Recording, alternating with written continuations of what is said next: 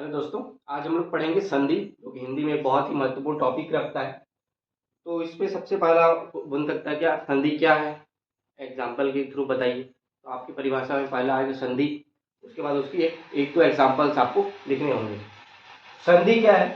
संधि जो है वो दो शब्द होते हैं, उनके निकटवर्ती वर्णों के विकार से उत्पन्न जो शब्द होता है उसको बोलते हैं संधि। तो जैसे कौन दो शब्द हो गए, जैसे सम और तुष। दो निकटवर्ती कौन है? ये और ये दोनों निकट है।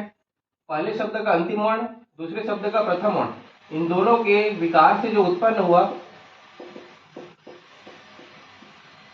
इनके विकार से उत्पन्न हुए शब्द को इसको बोलते हैं संधि।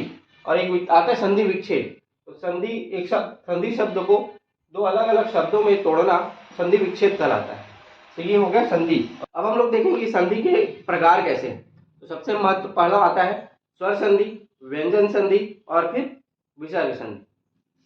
संधि में सबसे जो महत्वपूर्ण है वो आता है स्वर संधि। और स्वर संधि के भी कुछ 5 प्रकार बताए गए हैं, जिसमें दीर्घ स्वर संधि, गुण संधि, विसर्ग संधि, यण संधि और अयादि संधि। सबसे पहला हम लोग देखेंगे स्वर संधि। तो हम लोग जो वर्णमाला देखते हैं, तो वर्णमाला में हम लोगों को पता है कि स्वर जो है ह्रस्व स्वर और दीर्घ स्वर में बटे हुए हैं। तो ह्रस्व स्वर क्या है? अ, इ, रु, उ, री, ये होता है ह्रस्व स्वर। और दीर्घ स्वर क्या है? ए, ओ, औ। ये 4 आपको याद रखने हैं।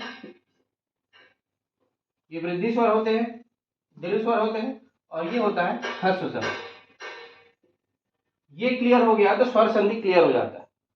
और ये हमको मदद करता है इन सबको डिफरेंशिएट करने की, ये कौन सी संधि है। तो सबसे पहले हम लोग देखते हैं क्या, इसी को यूज करते हुए संधि के विभिन्न प्रकारों को समझते हैं। अब ये सीक्वेंस आपको याद रखना है। पहले आएगा दीर्घ संधि, उसके बाद गुण संधि, उसके बाद वृद्धि संधि, उसके बाद यण संधि और उसके बाद आएगा अयादि संधि। ये सीक्वेंस आपको पता होना चाहिए। तो दीर्घ संधि की बात जब आएगी तो दीर्घ संधि में सजातीय स्वर आपस में मिलते हैं। मतलब क्या है? ये जो दीर्घ सजाती कौन सा? ह्रस्व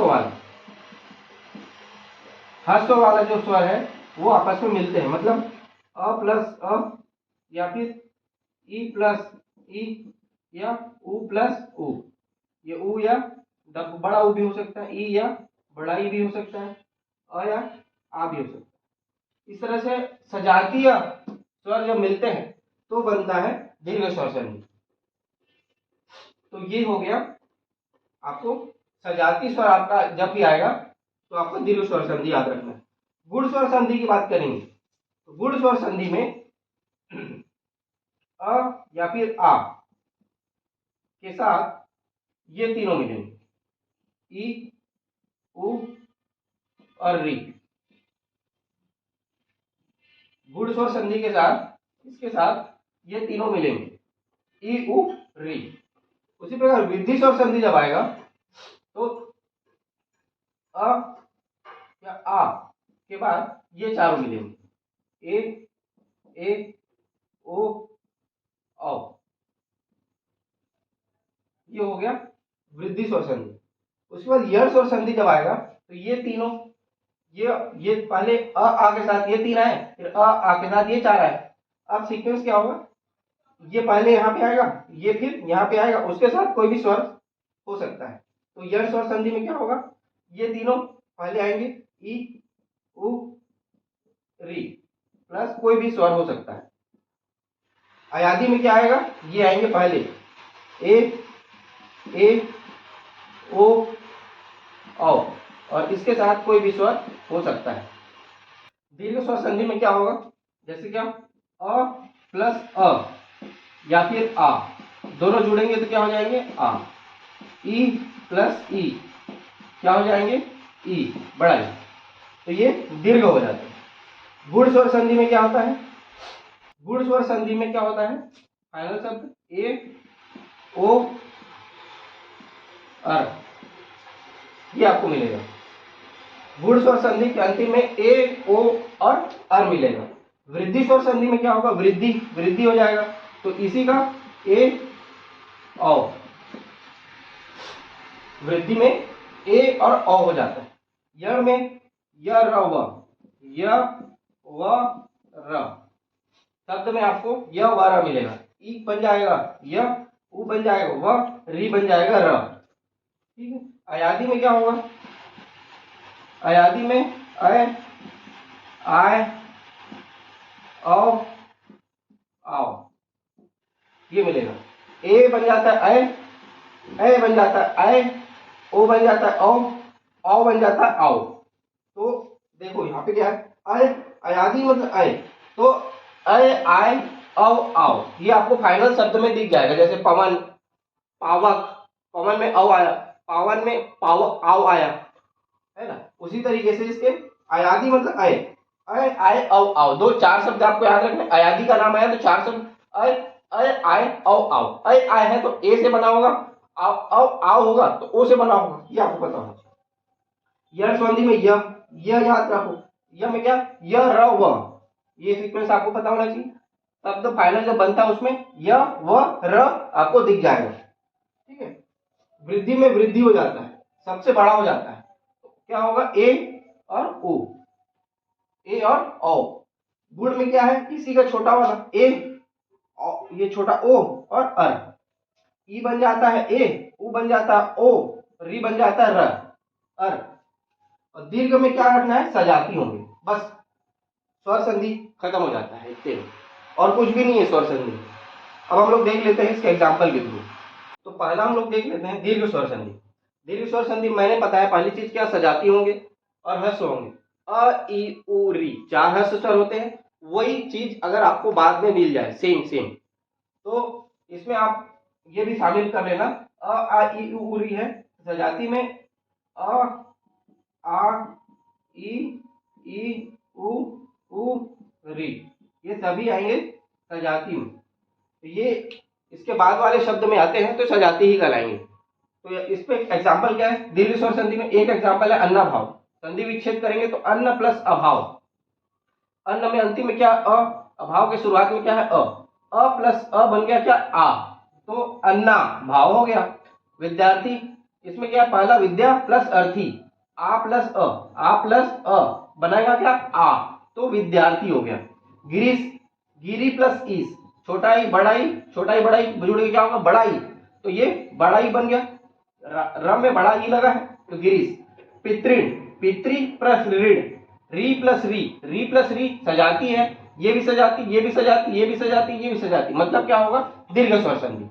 आपको संधि विच्छेद देख के क्वेश्चन आएगा कि इसमें संधि विच्छेद देखकर बताइए कि कौन सा संधि है, तो आपको सीधा सीधा देख के सजाती मिला मतलब दीर्घ स्वर संधि, ये आपको दीर्घ स्वर संधि इस तरीके से आपको देखना है। देखते हैं गुण संधि। गुण स्वर संधि में क्या है, गुण स्वर संधि में अ आगे बाद ये तीनों, अ आगे बाद ये तीनों आएंगे, ई, उ, री। और गुण में क्या होता है, अंतिम शब्द में ए, ओ, अर, शब्द में जहां ए, ओ, अर दिखा मतलब वहां आप सीधा सीधा मार देना गुण स्वर संधि। संधि पहचानने के लिए दो स्टेप है, एक तो पहले शब्द देख के पहचान सकते हैं और एक विच्छेद करके पहचान सकते हैं। तो विच्छेद करके जब पहचानेंगे उसके लिए हमको यहाँ पे चाहिए ये वाला जगह, और जब शब्द मिल जाएंगे तो वहां से पहचानने के लिए ये शब्द चाहिए। तो गुण स्वर संधि में क्या आता है, ए, ओ, अर, तो क्या है देवेंद्र, देवेंद्र में ए आया है तो गुण स्वर संधि। ओ चंद्रोदय, ओ आया है तो ये गुण स्वर संधि। ए, ओ, अर, महर्षि, अर, महर्षि अर आया तो ये हो गया गुण स्वर संधि। महेंद्र, ए आया मतलब, ए आया मतलब गुण स्वर संधि। ये आपको ये सब देख के यहाँ ए, ओ, अर देख के आपने बता दिया ये कौन सा संधि है। अब जब विच्छेद होता है तो कैसे पता चलेगा, गुण स्वर संधि मैंने बताया अ आगे बाद ई, उ, री आएगा, अ आगे बाद ई, उ, री आएगा। तो इसका जब संधि विच्छेद करें तो देवेंद्र हो गया देव प्लस इंद्र, अ प्लस ई क्या बनाएगा ए, अ प्लस ई क्या बनाएगा ए। चंद्रोदय, चंद्र प्लस उदय, अ प्लस उ, ये क्या बनाएगा ओ बनाएगा। महर्षि, महर्षि महाधन ऋषि, आ प्लस री, तो ये क्या बनाएगा अर, ए, ओ, अर। तो अ के बाद ई, उ, री, अ के बाद ई उ री आता है तो वो होता है गुण स्वर संधि। तो जैसे महेंद्र का महा प्लस इंद्र, आ प्लस ई आ रहा है, तो मैंने क्या बताया गुण स्वर संधि में आ के बाद ई उ री, अ के बाद ई उ री, ये तीन ह्रस्व का दो पोर्शन कर लेंगे, अ और ई उ री। गुण स्वर संधि में अ आता है, अ या फिर आ, उसके बाद ई उ री, ई बन जाता है ए, उ बन जाता है ओ, री बन जाता है अर। तो ए ओ अर आप देखते हो आंसर में, तो सीधा आता है गुण स्वर संधि। अब हम लोग देख लेते हैं वृद्धि स्वर संधि। वृद्धि स्वर संधि में मैंने बताया वृद्धि हो जाती है, और पहला शब्द क्या रहेगा, आ के साथ। गुण में ये तीन रहते हैं, आ के साथ गुण में ये तीन रहते हैं, वृद्धि में आ के साथ ये चारों रहते हैं। वृद्धि में क्या हो गया, आ के साथ ये चारों, ए ओ औ। और वृद्धि में पहचान के लिए दो ही शब्द है, ए और औ। वृद्धि में पहचान के लिए बड़ा ए और बड़ा औ। गुण में क्या था, छोटा ए, ओ और अर, ये तीन थे। लेकिन वृद्धि में दो ही शब्द हैं, ए और औ। ए को मात्रा में जब लगाते हैं, जैसे ए मात्रा में लगा तो जैसे एक है, एक है, अगर ये एक लिखा है तो इसमें छोटा ए लगा है, अगर ये एक लिखा है तो इसमें बड़ा ए लगा है। तो ये ए है और ये छोटा ए है, तो अगर ए लगा है तो ऊपर में बड़ा दो मात्रा लगा हुआ, तो पहचान के लिए क्या है वृद्धि स्वर संधि का, ए और औ। तो इसमें क्या है, एक इसमें क्या लगा है, ए लगा है, तो ये हो गया वृद्धि स्वर संधि। महेश्वर इसमें क्या है, ए लगा है, तो ये हो गया वृद्धि स्वर संधि। महोजस्वी, महोजस्वी भी इसमें औ लगा है, तो ए और औ दो ही पहचान का शब्द है, महोजस्वी औ, तो ये वृद्धि स्वर संधि। महोषद इसमें औ लगा है, तो ये हो गया वृद्धि स्वर संधि। ये मिला है तो कौन सा पहचानने का तरीका है, ए और औ। अगर ये विच्छेद मिला है तो हम लोग जाएंगे ये वाला फॉर्मूलेशन। तो इसमें क्या है, मैंने बताया वृद्धि स्वर संधि के बाद आ के बाद ये चारों मिलते हैं, तो इसमें क्या है, एक है, इसका विच्छेद क्या है, ए प्लस ए, इसमें अ है, इसमें ए है, अ प्लस ए, अ प्लस ए क्या है, आ के बाद ए ओ औ, ए ओ औ बनेगा क्या, ए और औ दो ही चीज बनेगा, इससे ए बनेगा, इन दोनों से औ बनेगा, और शुरू में अ और आ रहेगा। तो एक है एक प्लस एक, इसमें अ है, इसमें ए है, अ प्लस ए तो ए। महेश्वर्य, महा प्लस ऐश्वर्य, आ प्लस ए मतलब आ के बाद ए ओ औ, आ के बाद ए ओ औ, तो बड़ा बनता है ए और औ। तो महोजस्वी, महा प्लस ओजस्वी, आ प्लस ओ, महोषद आ प्लस औ तो औ बना। तो आ के बाद औ आया, आ के बाद ओ आया, आ के बाद ए आया, अ के बाद ए आया, तो आ के बाद ए ओ औ आता है, तो सीधा सीधा हो जाता है वो वृद्धि स्वर संधि। अब हम लोग देख लेते हैं यड़ स्वर संधि। यड़ स्वर संधि में मैं यड़ और अयागी दो एक जैसे युग्म बनेंगे, गुण और दीर्घ, गुण और वृद्धि, गुण और वृद्धि एक जैसे हैं, क्या क्या सिमिलरिटी है, आ के बाद पहले गुण में ये आएंगे, ये तीनों आ के बाद पहले ये चारों आएंगे वृद्धि में। और यड़ और अयागी में क्या सिमिलरिटी है, यड़ और अयागी में, यड़ में पहले ये तीनों आएंगे, अयागी में पहले ये चारों आएंगे। यड़ में पहले ये तीनों ई उ री, इसके बाद कोई भी स्वर हो सकता है। अयागी में ये चारों आएंगे ए औ, इसके बाद कोई भी स्वर हो सकता है। तो यड़ स्वर संधि में मैंने क्या बताया, यह मतलब य व र, शब्द में य व र मिलेगा। यद्यपि यह मिल रहा है तो यड़ स्वर संधि।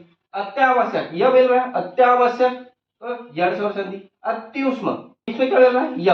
अन्वय वह मिल रहा है। पित्रादेश मतलब क्या मिल रहा है, र, तो ये यड़ स्वर संधि हो गया। ये इसको देख के पहचानने का। अब जब विच्छेद करते हैं तो कैसे पहचानेंगे, यद्यपि मतलब यदि प्लस अपि मतलब ई प्लस अ। मैंने क्या बताया, ई प्लस अ, ई प्लस कोई भी स्वर होगा तो यड़ स्वर संधि, ई प्लस कोई भी स्वर होगा तो यड़ स्वर संधि। अत्यावश्यक, अति प्लस आवश्यक, ई प्लस आ। अत्युष्म, अति प्लस उष्म। अन्वय, अनु, उ प्लस अय, उ प्लस अ। पित्रादेश, पितृ प्लस आदेश, री प्लस आ। तो क्या हुआ, यड़ स्वर संधि में क्या, ई उ री, ई उ और री के बाद कोई भी स्वर हो सकता है, और फाइनल क्या बनेगा, य व र। तो ये होता है ईयर स्वर संधि।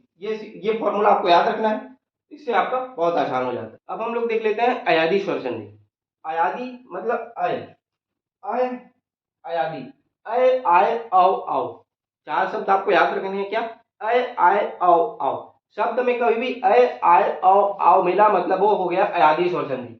नयन, अय, नयन में क्या मिला? अय, तो ये क्या हो गया? अयादी स्वर संधि। चयन में क्या मिला? अय। नायक में क्या मिला? आय। नायक में क्या मिला? नायक, नाय, आय मिला, तो ये हो गया अयादी स्वर संधि। गायक में क्या मिला? आय, ये क्या हो गया? अयादी स्वर संधि। पवन में क्या हो गया? औ, पवन में औ, तो ये अयादी स्वर संधि। पावन में क्या हो गया? आव मिला, पावन, पावक, पावक में क्या मिला? आव मिला, तो ये क्या हो गया? अयादी स्वर संधि। तो मैंने क्या बताया? ए ओ औ के बाद कोई भी स्वर हुआ तो अयादी स्वर संधि। अय, आय, औ, आव आया तो अयादी स्वर संधि। तो ए जो बनता है क्या बनता है? अय, अय मतलब आय, ए बनेगा अय, ए बनेगा आय, ओ बनेगा औ और औ बनेगा आव। ठीक है, तो क्या बना? नयन, अय आया, नयन मतलब अय, अय मतलब छोटा ए, तो छोटा ए मतलब ने प्लस अन, इसका विच्छेद हो जाएगा ने प्लस अन। चयन, अय आया है, अय आया मतलब छोटा ए, मतलब ने, चयन में चे प्लस अन, ये हो गया चयन। नायक, आय आया है, आय, आय मतलब बड़ा, बड़ा ए, तो ये नय, नय मतलब नय अक, ये हो जाएगा इसका विच्छेद, नय प्लस अक। गायक, गायक में क्या आया? आय, आय आया मतलब ए, तो गए, गए प्लस अक, गायक। पवन, अव आया, अव आया मतलब ओ, तो पो, प्लो प्लस अन। पावन, आव आया है, आव मतलब बड़ा औ, तो पौ, पौ प्लस अन। पावक, आव, आव मतलब औ, औ मतलब पौ, पौ प्लस अ, ये हो जाएगा अयादी स्वर संधि। इस तरीके से आप अगर ये ह्रस्व और दीर्घ पता हो गया, उसके बाद ये सीक्वेंसली लिख लिया और ये आपने कॉपी में 5 से 10 बार एक बार लिखने का आदत कर लिया, आपका विच्छेद स्वर संधि, स्वर संधि कभी भी गलत नहीं होगा। ये एक रामबाण इलाज हो गया है। ये सीक्वेंस आपको पता होना चाहिए और ये आपका स्वर संधि खत्म हो जाता है। अब हम लोग देख लेते हैं विसर्ग। विसर्ग का थोड़ा सा ही पार्ट देखेंगे। विसर्ग में क्या है? कभी भी ये 3 स है, स स स, अगर ये स अगर संधि में आधा यूज हुआ है, आधा, तो वो फाइनली बन जाते हैं विसर्ग में। विच्छेद के दौरान ये विच्छेद विसर्ग में बन जाते हैं। तो अभी कभी भी आपको शब्द में आधा सा मिलता है तो वो हो जाता है विसर्ग संधि। ये हर जगह नहीं, लेकिन 90% केस में आपको ये हमेशा दिख जाएगा कि आधा सा मिला है तो वो बनता है विसर्ग संधि। जैसे निश्चय आधा सा है तो ये बन गया नि, विसर्ग आधा सा बन जाता है विसर्ग। नि धन चय, निश्चय। निश्चल, नि धन छल। धनुष टंकार, धनु धन टंकार। निष्कपट, नि धन कपट। दुष्कर, नि दुस दु धन कर। इस प्रकार विसर्ग में ये स वाला एक ट्रिक होता है। इसके बाद और भी कुछ सारे हैं, वो आपको याद करने होंगे। तो आज हम लोगों ने स्वर संधि को विस्तार से देखा, विसर्ग संधि को देखा। नेक्स्ट में हम लोग, तो ये आपका स्वर संधि है। आज के लिए इतना ही, मिलते हैं नेक्स्ट क्लास में। Thank you.